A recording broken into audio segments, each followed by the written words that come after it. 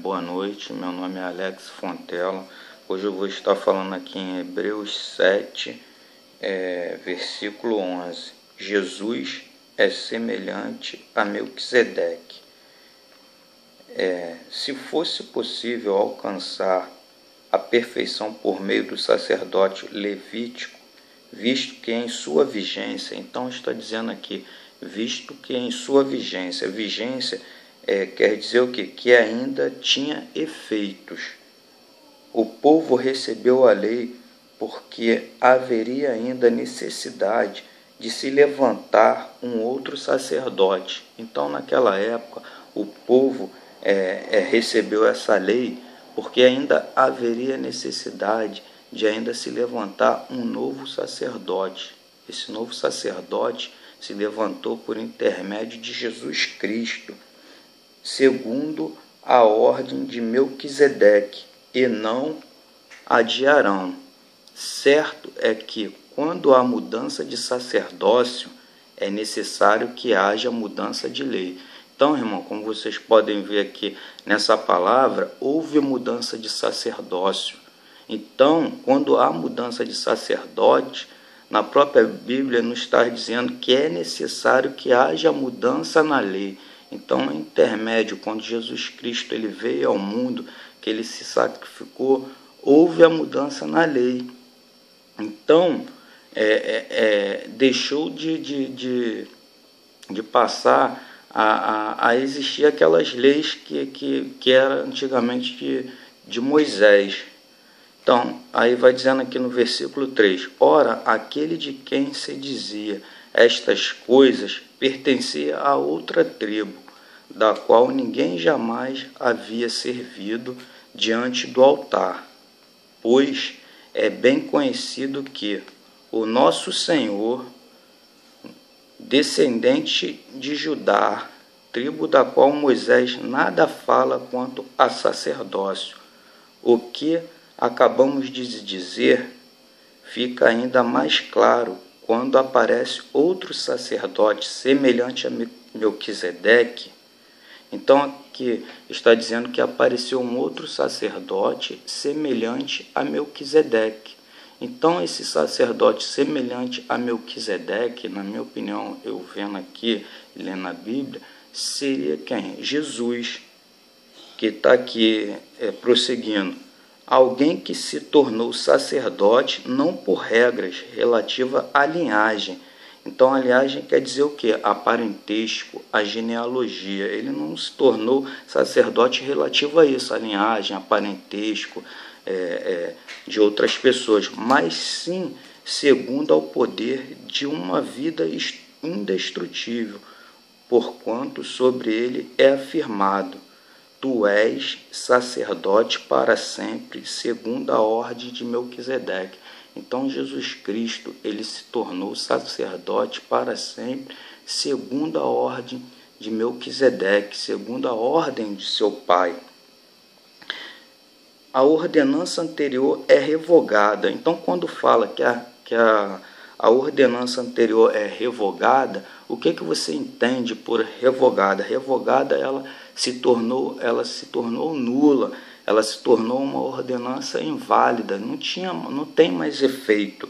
Então, quando Jesus Cristo ele veio ao mundo, que ele se sacrificou, essas leis, essas ordenanças, elas se tornaram inválidas a partir daquele momento, porque era fraca e inútil, pois a lei não havia aperfeiçoado coisa alguma, sendo introduzida uma esperança superior pela qual nos aproximamos de Deus. Então, essa esperança superior quer dizer o quê? Ela vem intermédio de Jesus Cristo, ao qual nós nos aproximamos de Deus. E isso não aconteceu sem juramentos. Outros se tornaram sacerdotes sem qualquer juramento. Então, os outros antepassados, eles se tornavam sacerdotes sem qualquer juramento. Mas Jesus Cristo, ele veio ao mundo, ele se tornou sacerdote através de um juramento do seu Pai, que ele se tornaria sacerdote para sempre. Mas ele se tornou sacerdote com um juramento quando Deus lhe disse: o Senhor jurou e não se arrependerá. Tu és sacerdote para sempre.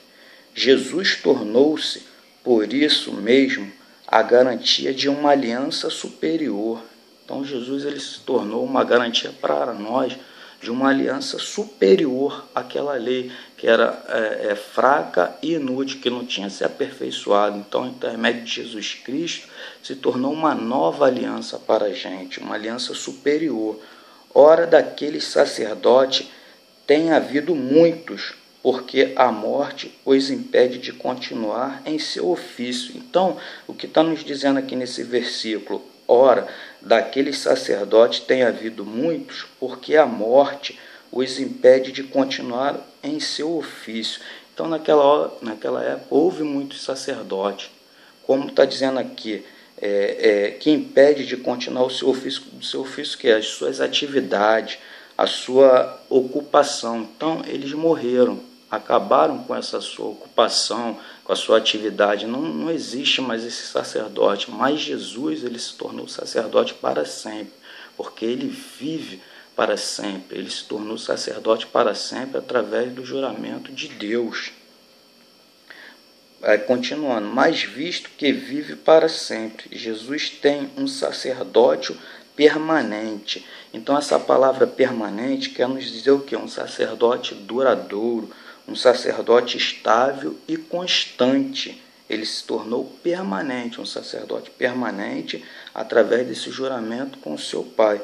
Portanto, ele é capaz de salvar definitivamente aqueles que por meio dele aproximaram-se de Deus, pois vive sempre para interceder por eles.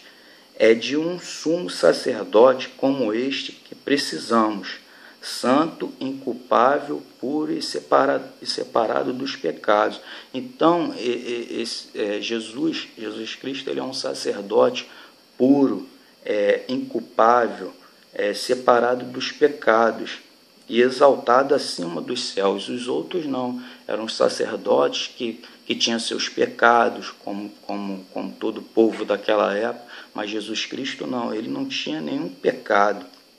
Ao contrário dos outros sumos sacerdotes, ele não tem necessidade de oferecer sacrifício dia após dia, primeiro por seus próprios pecados e depois pelos pecados do povo. Então, os sacerdotes daquela época, eles tinham pecado, eles precisavam oferecer sacrifício pelos seus próprios pecados, pelo seu povo, mas Jesus Cristo não, o único sacrifício que ele ofereceu foi para nos salvar, mas ele não tinha nenhum pecado, ele não precisava de oferecer algum sacrifício, mas ele fez em obediência ao seu Pai, para estar nos dando a nossa salvação.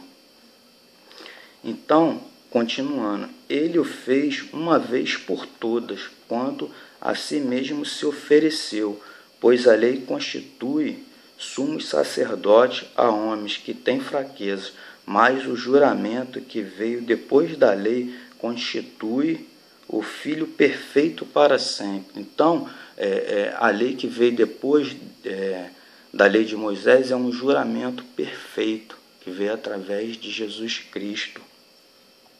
Então, constitui um Filho perfeito para sempre. Então, nós indo lá, agora eu vou estar lendo na parte de Tiago. Tiago, capítulo 1, versículo 22, está dizendo que sejam praticantes da palavra e não apenas ouvintes, enganando-se a si mesmo.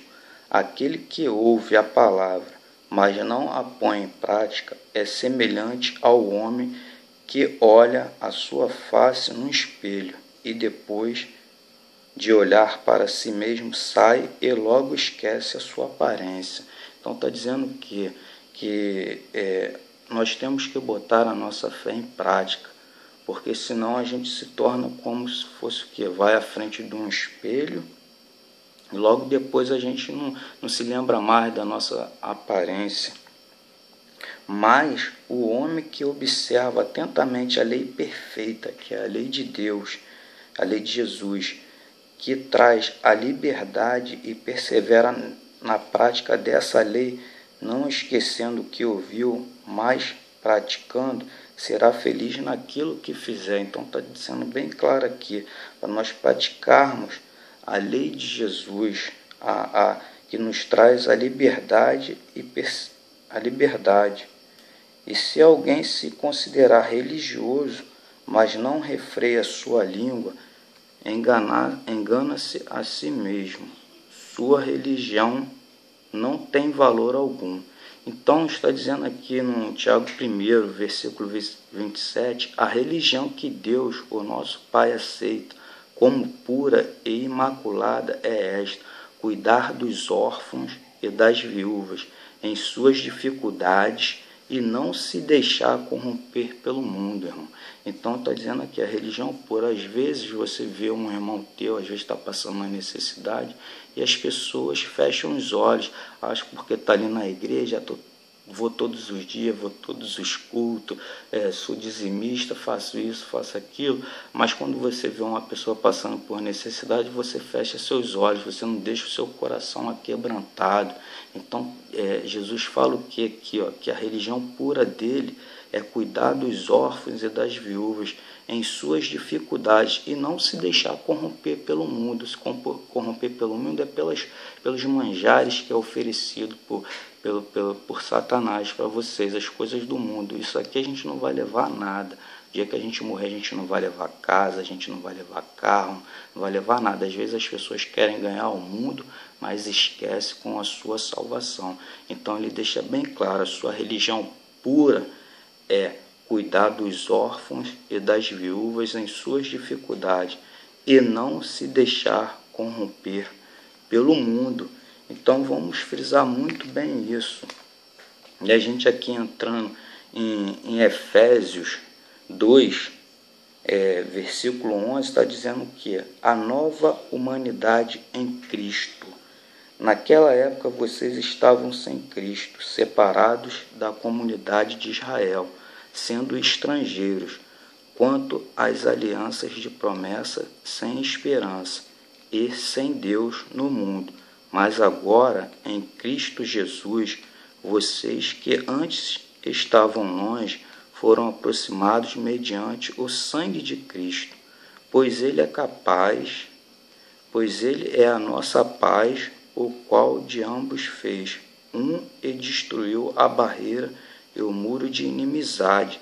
Então, Jesus Cristo se tornou o que? A nossa paz. Ele destruiu aquela barreira que existia entre a gente. Antes a gente era estrangeiro, hoje nós não somos mais. Hoje nós participamos dessa promessa através de Jesus Cristo. Ele quebrou aquela barreira entre a gente. Hoje você pode chegar ao Pai, conversar com Ele, conversar com Deus abertamente. Não existe barreira nenhuma, porque através de Jesus Cristo foram quebradas essas barreiras. Quebradas as barreiras e o muro de inimizade, anulando em seu corpo a lei dos mandamentos expressa em ordenança.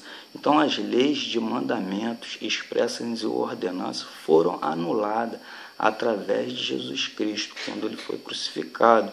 Então se tornou-se uma nova aliança. Hoje nós vivemos perante a graça de Jesus Cristo, se tornou-se uma nova aliança. O objetivo dele era criar em si mesmo um novo homem, fazendo a paz e reconciliar com Deus os dois em um corpo, por meio da cruz, pela qual ele destruiu a inimizade.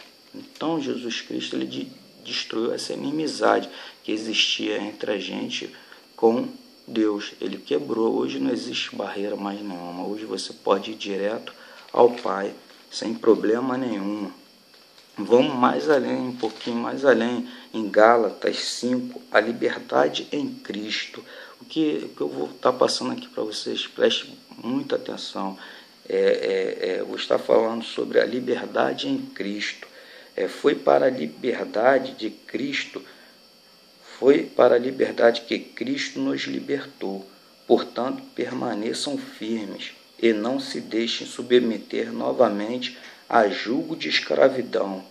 O que é jugo de escravidão? Hoje a gente não tem que permanecer sobre esse jugo de escravidão. Por quê?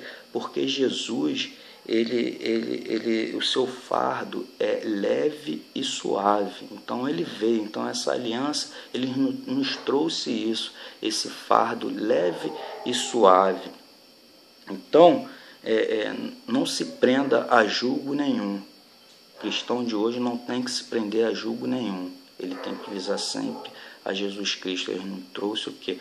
O seu fardo é suave e leve. Então, ouça bem o que eu, Paulo, lhes digo. Caso se deixe circuncidar, Cristo de nada lhe servirá.